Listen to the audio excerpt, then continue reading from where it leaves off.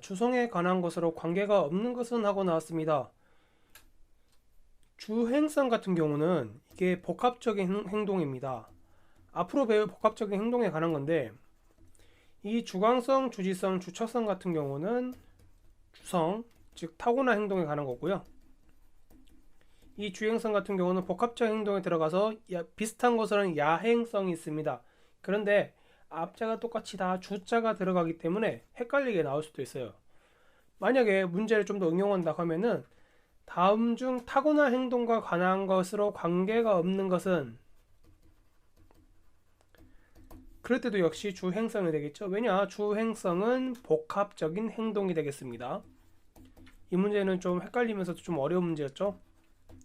그리고 주성 같은 경우는 무정의 운동과는 다르게 감각 수용체가 한 쌍을 이루도록 되어 있습니다. 그래서 두 개 이상의 감각 수용체에서 영향을 받는다라고 하면은 주성에 대한 설명으로 맞고요. 한 개의 수용체만으로서 영향을 받는다 하면은 무정의 운동이 되겠습니다. 이 점 유의하시면 좋을 것 같고요. 292번입니다. 다음 중 학습대 행동의 특성이 아닌 것은 하고 물어봤습니다.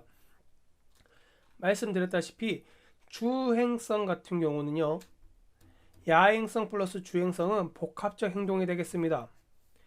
외인성, 치환성, 적응성, 진보성은 앞에서 배웠던 학습대 행동의 형질이 되겠죠. 그러나 주행성 같은 경우는 복합적 행동이라는 것, 이 부분에서 문제가 나올 확률이 굉장히 높습니다. 다시 한번 외인성, 치환성, 적응성, 진보성 플러스 하나 더 비유전성 같은 경우는 학습된 행동이다 라는 것. 여기서 이제 학습된 행동으로서 총 5가지에 대한 개념을 알고 가시면 좋을 것 같아요. 근데 이 개념 자체가 조금 헷갈리게 나올 수 있으니까요. 저는 예를 들어서 같이 함께 설명해 보도록 하겠습니다.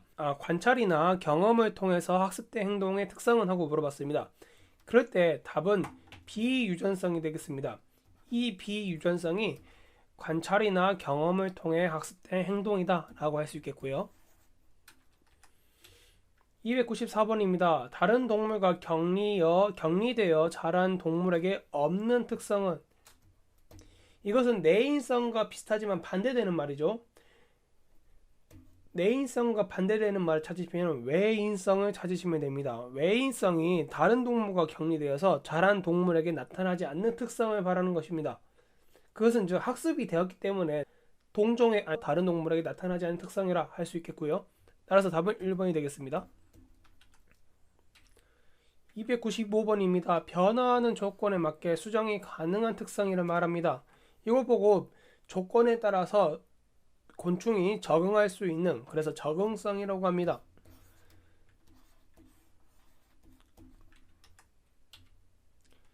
296번입니다. 시간이 지남에 따라 패턴의 변화가 나타나는 특성, 패턴의 변화가 나타난다고 합니다. 그걸 보고 치환성이라고 합니다. 치환성이 패턴의 변화가 나타난다.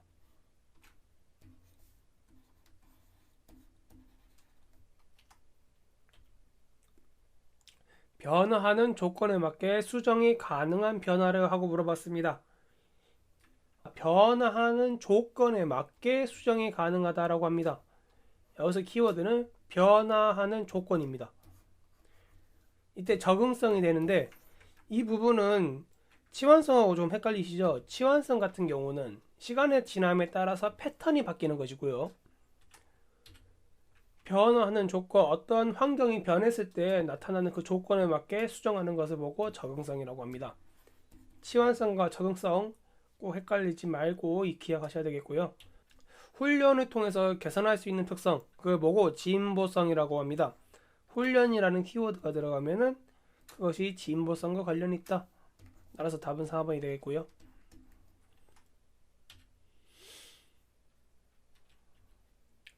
300번입니다. 다음 중 학습대 행동의 범주가 아닌 것은 하고 물어봤습니다. 정의 행동 같은 건 타고난 행동이었죠.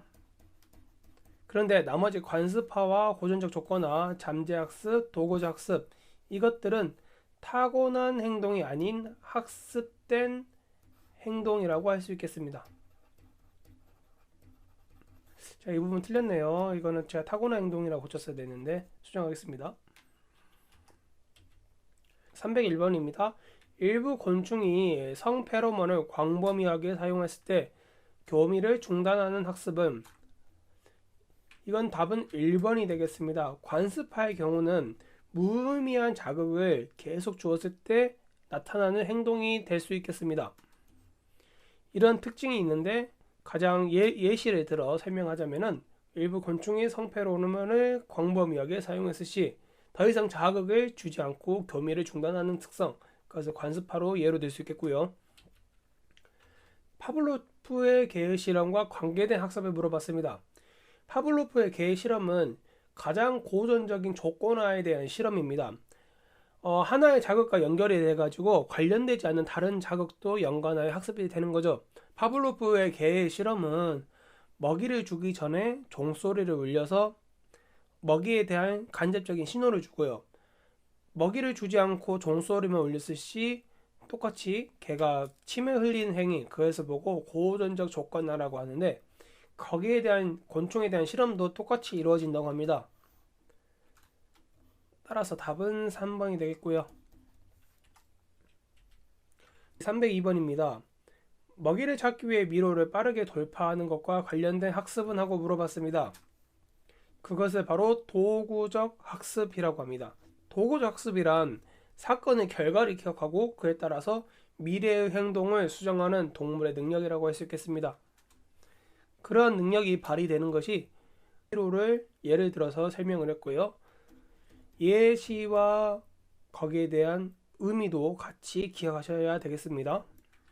일개미가 흔적을 따라 일련의 지표물을 기억하여 둥지로 되돌아가는 학습, 이것을 뭐라 하냐면 잠재학습이라고 합니다. 어떠한 보상이나 처벌 없이 패턴이나 사건을 기억하는 습관, 그것을 보고 잠재학습이라고 해요. 다시 한번, 어떠한 보상이나 처벌 없이 패턴이나 사건을 기억하는 것, 그것을 보고 잠재학습이라 합니다. 따라서 답은 4번이 되겠고요. 사과 추출물이 함유한 먹이에 사육된 파리가 사과의 알을 낚는 학습, 그것을 보고 각인이라고 합니다. 즉, 살아온 환경이 비슷한 것이 각인이 되었기 때문에 그러한 형태의 파리가 사과에서 알을 낳는 선호성을 갖는다. 그것을 보고 각인이라고 합니다. 따라서 답은 2번이 되겠습니다.